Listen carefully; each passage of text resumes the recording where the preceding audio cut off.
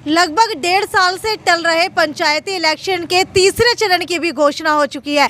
तीसरे चरण के अंदर 4 जगह पंचायती चुनाव करवाए जाएंगे, जिसके अंदर हिसार, फतेहाबाद, पलवल और फरीदाबाद आते हैं। हालांकि इस वक्त हम गंगवा गांव के अंदर पहुंचे हैं। प्रत्याशी मैदान के अंदर कूद चुके हैं। पीछे आप लोग देख सकते हैं पोस्टर लगना शुरू हो चुका है। इस वक्त हम गंगवा गांव के पहले प्रत्याशी की तरफ पहुंच चुके हैं और आपको बता देते हैं कि 22 तारीख को जिला परिषद और ब्लॉक समिति का चुनाव होगा, तो वहीं 25 नवंबर को पंचायती चुनाव होने वाले हैं। तो जान लेते हैं इनसे। मुझे ये बताइए कि आप मैदान के अंदर उतर चुके हैं, क्या विजन लेकर के उतरे हैं, कौन कौन से काम आप करवाएंगे?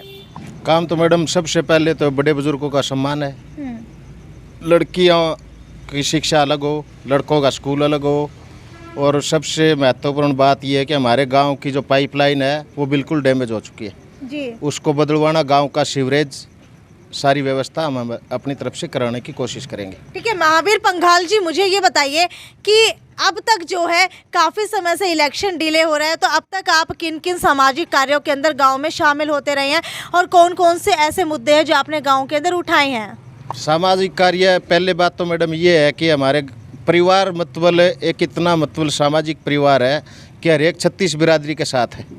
किसी गरीब लड़की की शादी हो, कोई और सामाजिक कार्य, उसमें हमेशा हमारी भागीदारी रहती है। गंगवा गांव के अंदर वोटर्स की बात की जाए तो लगभग कुल मिलाकर के 6,500 वोट आते हैं, जिसके अंदर से 50% वोट जो है वो बैकवर्ड क्लास के हैं। दूसरे कैंडिडेट इस वक्त हमारे साथ मौजूद है, दीपक गेदर गंगवा। मुझे ये बताइए, क्या विजन लेकर के आप इस बार चुनाव लड़ने वाले हैं? हमें जी सबसे पहले तो आपका बिग सिटी न्यूज़ है, आपका इसको धन्यवाद करते हैं। जो गांव में आए, हमारी आवाज़ें उठा रहे हो, आपका बहुत बहुत धन्यवाद। और सबसे बड़ा बिजनेस तो है, लगा लो, सफाई बहुत ज़रूरी है जी। हेल्थ की भी बहुत ज़रूरत है। हेल्थ हॉस्पिटल नहीं है हमारे यहाँ पे, तो बहुत ज़रूरी है हॉस्पिटल भी बनाना गांव में। हेल्थ सबसे, फिर दूसरी बात शिक्षा के लिए स्कूल भी बहुत ज़रूरी है। बच्चों का ध्यान रखने के लिए स्कूल से ही अब आगे जाएंगे बच्चे। स्कूल की पढ़ाई होगी तभी गांव विकसित होगा। कुल मिलाकर के अगर अस्पताल की बात की जाए और स्कूल की बात की जाए तो कितने अस्पताल और कितने स्कूल है गंगवा गांव के अंदर? स्कूल तो हमारे हैं, वैसे सरकारी स्कूल हमारे दो कितने हैं? 2 बड़े स्कूल हैं, एक प्राइमरी स्कूल है, एक खेतों में प्राइमरी स्कूल है।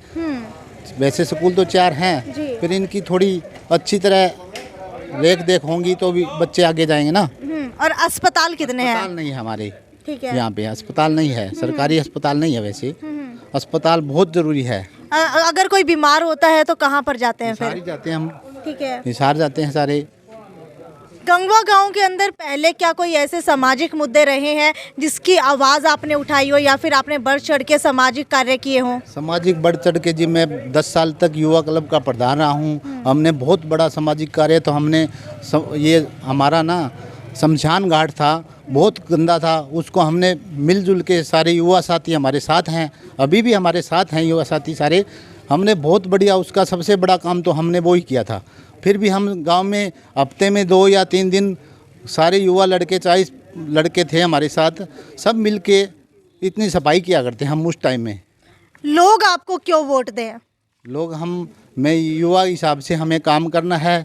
सबसे बड़ा हमारा एक सफाई का, ये लगा लो, हमारे सीवरेज में, सारा गांव सीवरेज में हो जाएगा ना, तो हमारे गांव में सबसे बड़ा सुख वो ही होगा। दूसरा, हमारे यहाँ पे बस्ती में ना, सारे खेतों में, बस्ती में पानी भरा हुआ है। सारी बस्ती चारों तरफ से आप जाके देखोगे ना, डूबी हुई है, बिल्कुल डूबी हुई है बस्ती का सबसे पहले हमें बस्ती का भी बहुत बड़ा ध्यान, रामगढ़ बस्ती जो अब डूबी हुई है चारों तरफ से, सारे गरीब आदमी हैं, वो सारे मिलजुल के ना, उनके साथ हम उनका पानी निकलवाने का फर्स्ट काम वो ही करेंगे। पूर्व के अंदर सरपंच प्रतिनिधि रहे भगवान दास भी इस बार सरपंची की दौड़ के अंदर मैदान में उतर चुके हैं। जान लेते हैं इनसे कि क्या कुछ रूपरेखा गांव को देने वाले हैं। भगवान दास जी पूर्व के अंदर सरपंच प्रतिनिधि भी रह चुके हैं, अच्छा खासा एक्सपीरियंस लिए हुए हैं। मुझे ये बताइए, इस बार चुनाव लड़ने जा रहे हैं खुद, क्या विजन लेकर के चल रहे हैं? विजन तो सबसे बड़ी दिक्कत हमारे गांव में है गौशाला की। जैसे फसल तैयार होगी, पक के 2-3 महीने जमींदार आदमी खेत में सोए। अगर एक दिन जे खेत में नहीं जावे तो वो गाय आवारा गाय है सुन्नी गाय, वो खेत में जाकर सारी फसल खराब कर दे। तो एक दिन में फसल सारी नष्ट हो जाए। 6 महीना की मेहनत है, एक दिन में वो खराब होगी। तो इबकी बार गौशाला बनावांगे पहली बात। तो दूसरा है गाँव में सीवरेज की समस्या। तो पूरे गाँव में सीवरेज की व्यवस्था और डाणियों में पानी की व्यवस्था, और इधर हमारे एक बस्ती है रामगढ़ बस्ती, उसके अंदर दिक्कत है पानी की, क्यों वाटर लेवल ऊंचा है, जल भराव ज़्यादा हो जाता है वहाँ। तो वहाँ उसके निकासी के लिए प्रबंध किया जाएगा जी। अगर बात की जाए सामाजिक कार्यों की, तो पहले जो है आपने सरपंच प्रतिनिधि रहते हुए और अभी हाल ही के 4-5 सालों के अंदर क्या कोई ऐसे काम किए हैं जिसे लेकर के लोग आपको वोट दें? पीछे के चुनाव में जिस टाइम चुनाव जीत गए थे, हमारी पहली जो ग्राम सभा की मीटिंग थी, जिस समय ये इसकी पंचायती ज़मीन की बोली होती है, उस टाइम सबसे पहले युवा साथियों ने कहा भाई हमारे खेलने के लिए ग्राउंड नहीं है।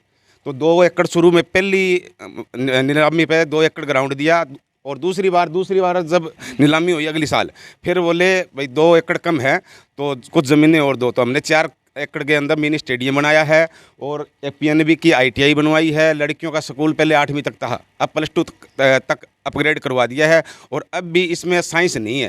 तो हमारा प्रयास रहेगा भाई मेडिकल की इसमें लड़कियों के स्कूल में मेडिकल का और प्रबंध हो। पिछली बार प्रतिनिधि चुने गए थे गांव में, लेकिन लोगों की काम की आस मुझसे थी, मेरे से आके काम करवाते हैं। अब 2 साल हो गए, अब पंचायत का कार्यकाल खत्म हो चुका है, तो 2 साल से पूरे गांव में जो भी काम होता है हर काम में करवाता हूँ। कोई ऐसे काम है जो आपने करवाए हो, गिनवा सकते हो आप? बहुत से काम है। जैसे पिछले साल एक साथी था, तो उसकी सिस्टर की शादी थी, तो उस गली के अंदर कूड़ा करकट बहुत ज़्यादा पड़ा था। तो वो DC साहब के पास, SP इसके सरपंच साहब के पास, जिसने जहाँ तक उसको जाना था वो जाके सभी के दरखास्त लगाया, लेकिन कोई काम नहीं हुआ। मैंने अपने निजी खर्चे से वो वहाँ कूड़े की वो थी खत्ती ढेर, वो उठवाया। वाटर बक्स के पास में ढेर लगा हुआ था, वो भी उठवाया। और रामगढ़ बस्ती में पिछली बार पानी भराव हो गया था, जल भराव बारिश के बाद में, तो वो निकलाया। अब भी मेरा ट्रैक्टर और मोटर वहाँ लग रही है।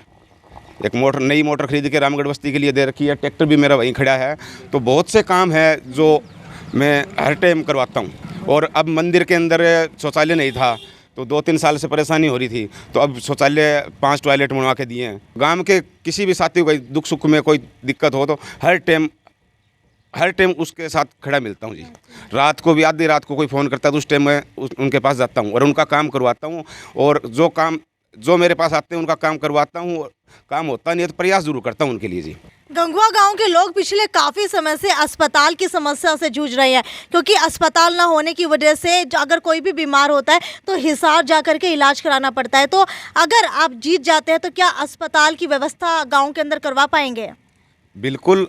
PSC तो है हमारे पास गांव में, लेकिन CSC नहीं है, बड़ा हॉस्पिटल नहीं है। तो उसके लिए 4 एकड़ ज़मीन चाहिए, तो वो हम मुहैया कराएंगे और सरकार के पास भेजेंगे भाई हमारे यहाँ CSC बननी चाहिए। तो ये थे पंचायती राज चुनाव के लिए सरपंच पद के उम्मीदवार जो अब तक गांव के अंदर उतर चुके हैं। तो देखने वाली बात ये है कि इनके जो भी विज़न है और इनके जो भी सामाजिक कार्य पहले रह चुके हैं, उसको देख करके लोग इन्हें कितने वोट देने वाले हैं और रिजल्ट जो है गंगवा गाँव का क्या रहने वाला है। तब तक जुड़े रहिए हमारे साथ, आगे भी आपको इसी तरीके से हर एक गांव की हर एक रिपोर्ट देने वाले हैं। वीडियो को ज्यादा से ज्यादा शेयर करना ना भूलें। नमस्कार। श्याम जी पोटैटो चिप्स, वो भी कई सारे डिलीशियस फ्लेवर्स के साथ। बस खाते जाओ और खाते ही जाओ। श्याम जी के डिलीशियस एंड टेस्ट। अपना सामान MRP पर नहीं, डिस्काउंट पर लो। और हिसार में डिस्काउंट कहाँ मिल रहा है ये जानो SaleTrending.com पर। Visit SaleTrending.com। पहले कंपेयर करो फिर शॉप